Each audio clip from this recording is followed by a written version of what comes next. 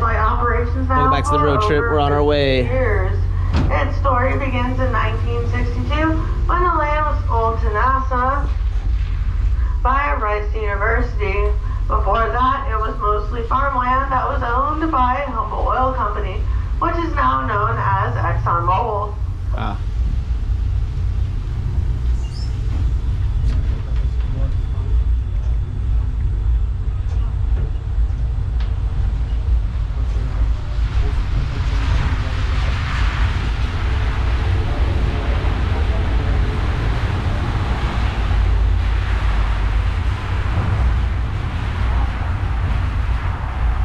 Controlled area.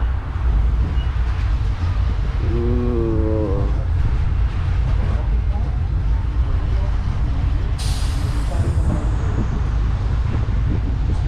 Got some Texas Longhorns over here. See some of our world famous Longhorn cattle. These magnificent creatures are here as a part of the Longhorn Project, a non-profit educational organization operating on land leased by the JSC. These creatures are cared for by high school students and exhibited all across the state of Texas. Wow. Additionally, thousands of students will come here annually to receive hands-on agricultural education in subjects such as biology, chemistry, genetics, and other STEM fields.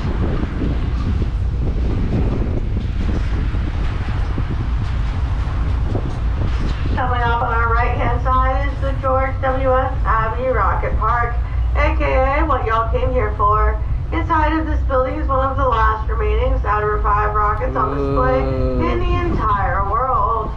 The Saturn V, as you may know, is the rocket that brought us to the moon for the first time all the way back in 1969.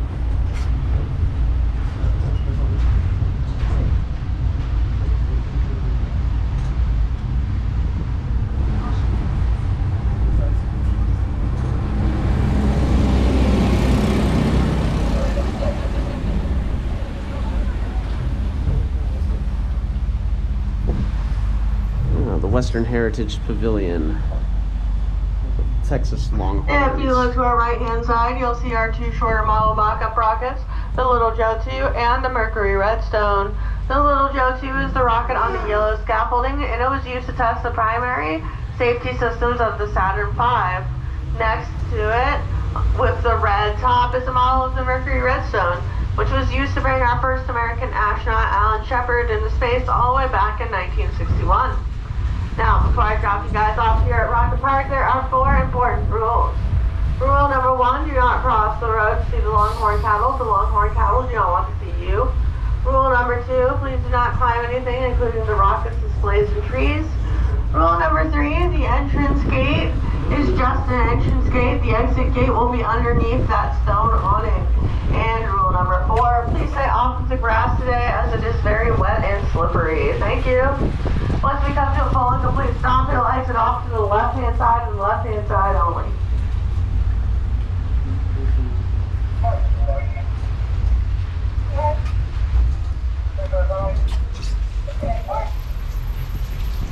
You may now exit off to the left-hand side and left-hand side only. Thank y'all so much for joining us on the NASA Trip Tour. This is Little Joe 2, which was the test rocket for the Saturn system.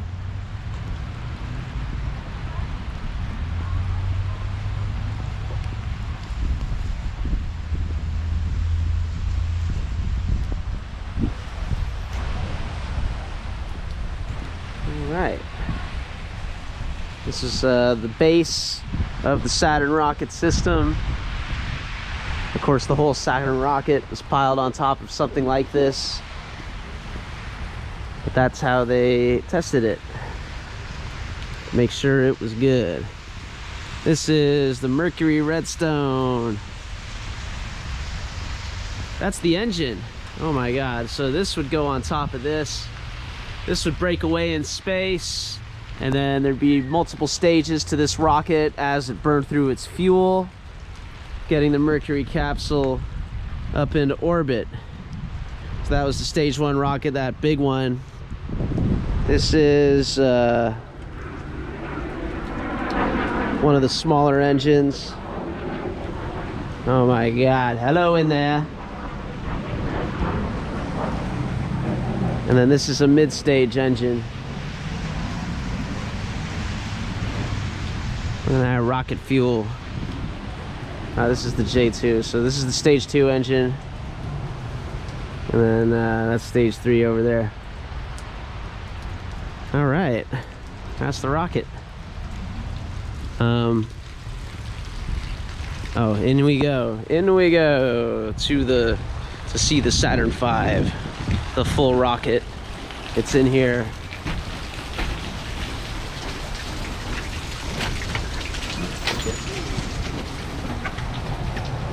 And there it is. Wow. Okay, let me wipe this off. There it is.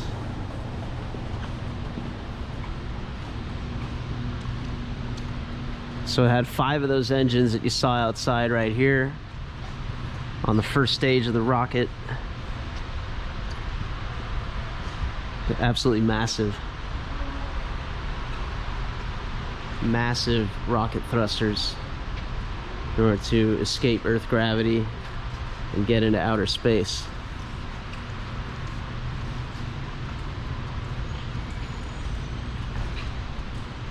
We gotta roll it out on these big wheels. This is the first stage of the rocket. It's just full of jet fuel that would be blasted out the bottom of those 5 engines. And then stage 1 would break off when it runs out of gas. Start stage 2.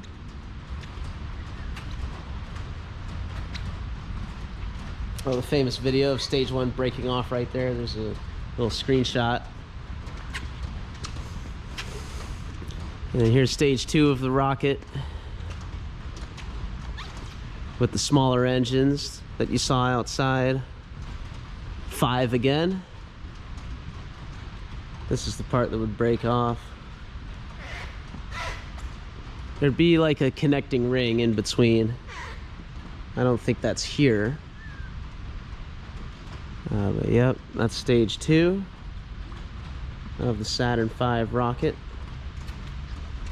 This is also just full of jet fuel and nothing else, all to escape Earth gravity and get into outer space.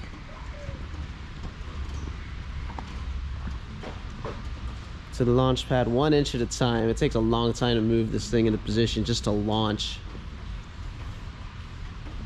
on a mobile launch platform. Up here we have stage 3, which has only 1 thruster. It's a bit smaller. This is also just full of jet fuel and nothing else. Full of rocket fuel.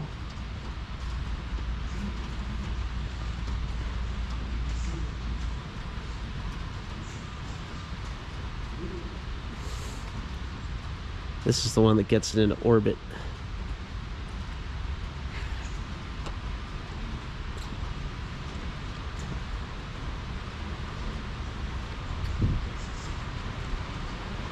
And then finally, this is the top. After the 3rd stage breaks off, this would have all the modules in it. Looks like it's been gutted. I think some of those modules are in the museum that we might have seen earlier. And that's the sound of rain on the roof in the midst of that winter storm.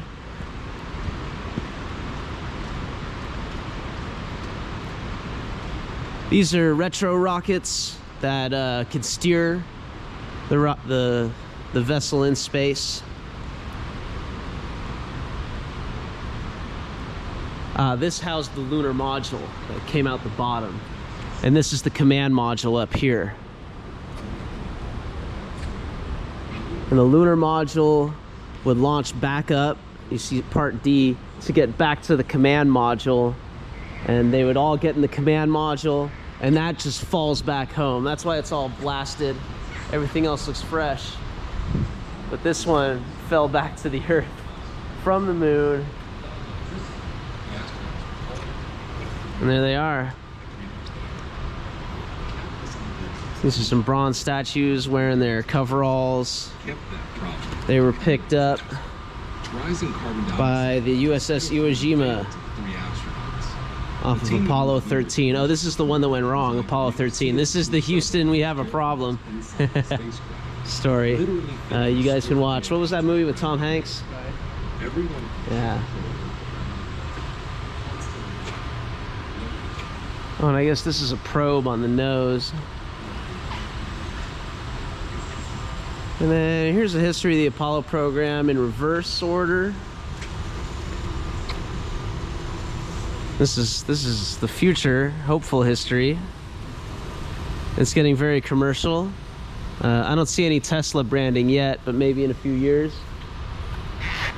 Yeah, there's the command module. And the service module in the middle. Okay. Oh, the service module just has the air for them to breathe.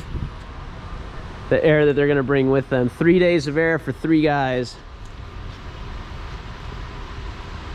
Apollo 17 was the last time he went to the moon in December of 1972.